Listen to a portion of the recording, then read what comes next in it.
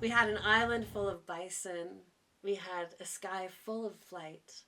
We had a sea full of northern shovelers. In fall, we had an ocean full of grebes, divers with ruby eyes and dark lashes. We had everything. Meadowlarks tuned the morning, coyotes crooned the night.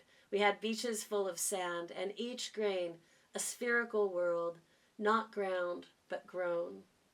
We were a great body reclaiming. We were a basin yearning to be full again. We were a great lake dreaming herself whole again. Once she had everything. Once we had everything.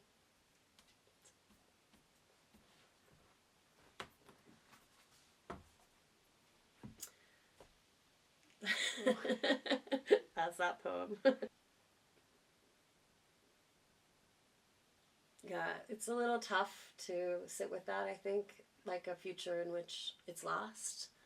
And I don't dwell there, but I look in that direction since it's a possibility, right? Like, it's like anymore. So, this is a thing that I think is interesting the way people talk about future and considering 7 generations in the future and acting as, with those. And it's an indigenous teaching that's just beautiful to think, oh, make my choices now with 7 generations in mind. Like, this is not just for me, it's not just even for my children, and so on. But quite candidly, I think most Western people of Western culture are so far from that consideration that I'm like, I just want to say, like, just think about your own kids or your neighbor's kid. Like, pick a kid you like, because we're in a more rapid time of change. And there's not time to waste. Like, we have to move steadily, but also swiftly. And I can't imagine not being completely motivated by that, because this work that I'm working on, I'm 57, it's not going to come all the way right in my lifetime. I understand that.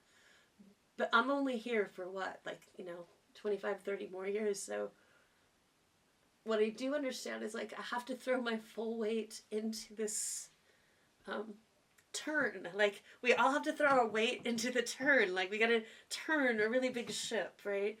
And,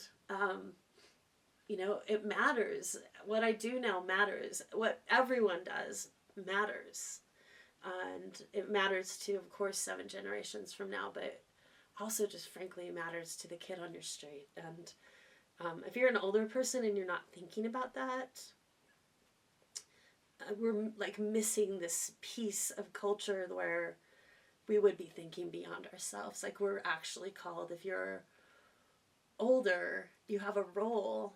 And if you're young, you have a role. But if, I'm going to speak to the older one because I'm in that place. Like, I'm apprenticing to be an elder and to go out of this life, like, leaving a trail of good. Like, for those following, that's my role. That's our role.